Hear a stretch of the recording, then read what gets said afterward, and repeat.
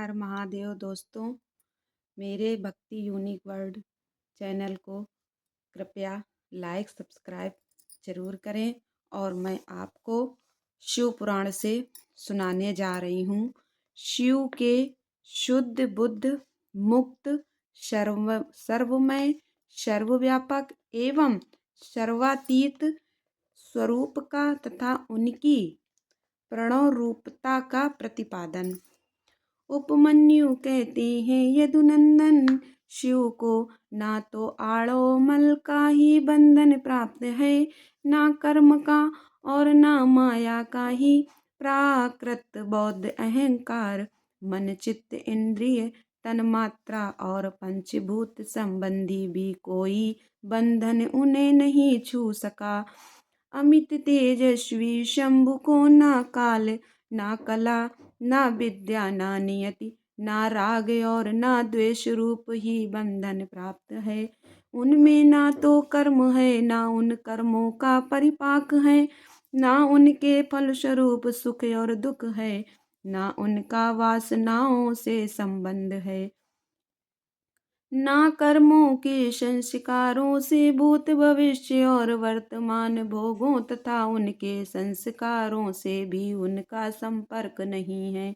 ना उनका कोई कारण है ना कर्ता, ना आदि है ना अंत है और ना मध्य है, ना कर्म और कारण है ना अकर्तव्य है और ना कर्तव्य ही है। उनका ना कोई बंधु है और ना अबंधु, ना नियंता है ना प्रेरक, ना पति है ना गुरु है और ना त्राता ही है।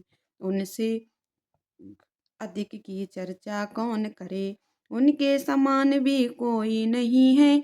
उनका ना जन्म होता है ना मरण, उनके लिए कोई वस्तु ना तो वांछित है और ना अवांछित ही। उनके लिए ना विधि है ना निषेध, ना बंधन है ना मुक्ति। जो जो अकल्याणकारी दोष हैं वे उनमें कभी नहीं रहते, परंतु संपूर्ण कल्याणकारी गुण उनमें सदा ही रहते हैं।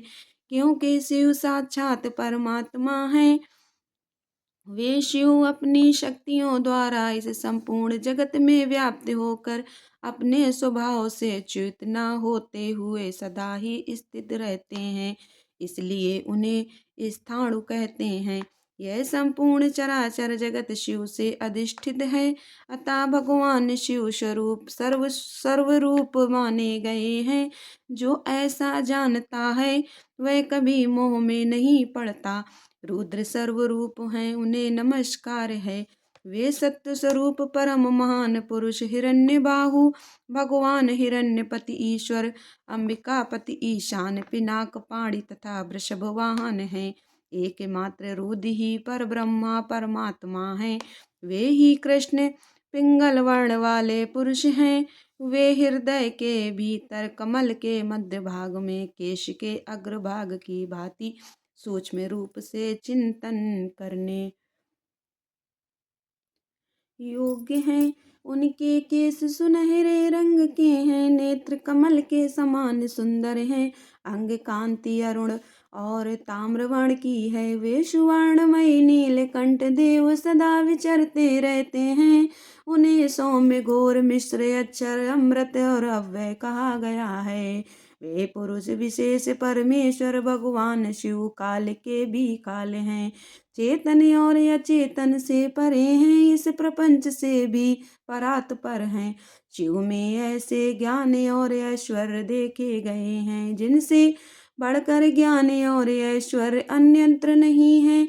मनीषी पुरुषों ने भगवान शिव को लोक में सबसे अधिक ऐश्वर्यशाली पद पर प्रतिष्ठित बताया है।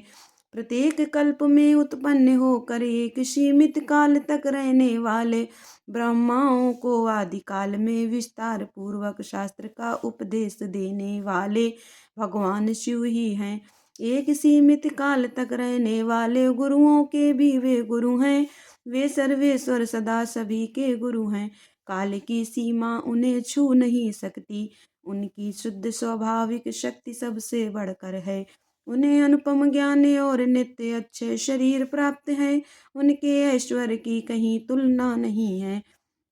उनका सुख अक्षय और बल अनंत है। उनमें असीम तेज प्रवाह पराक्रम क्षमा और करुणा भरी है। वे नित्य परिपूर्ण हैं। उन्हें सृष्टि आदि से अपने लिए कोई प्रयोजन नहीं है। दूसरों पर परम अनुग्रह ही उनके समस्त कर्मों का फल है।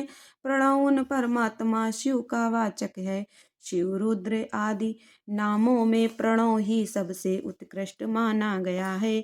प्रणववाच्य शंभु के चिंतन और जप से जो सिद्धि प्राप्त होती है वही परासिद्धि है, इसमें संशय नहीं है।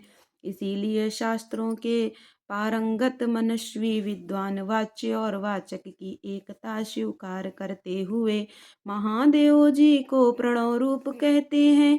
मांडुक्य उपनिषद में प्रणव की 4 मात्राएं बताई गई हैं।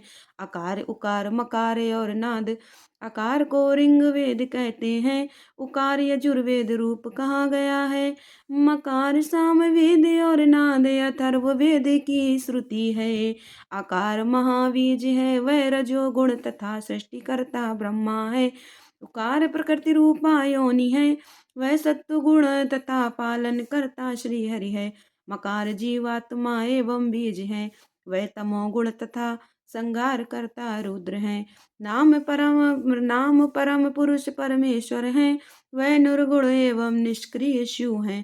इस प्रकार प्रणव अपनी 3 मात्राओं के द्वारा ही 3 रूपों में इस जगत का प्रतिपादन करके अपनी अर्ध मात्रा नाद के द्वारा शिव स्वरूप का बोध कराता है, जिनसे श्रेष्ठ दूसरा कुछ भी नहीं है, जिनसे बढ़कर कोई ना तो अधिक सूक्ष्म है और ना महान ही है, तथा जो अकेले ही वृक्ष की भांति निश्चल भाव से प्रकाशमय आकाश में स्थित है।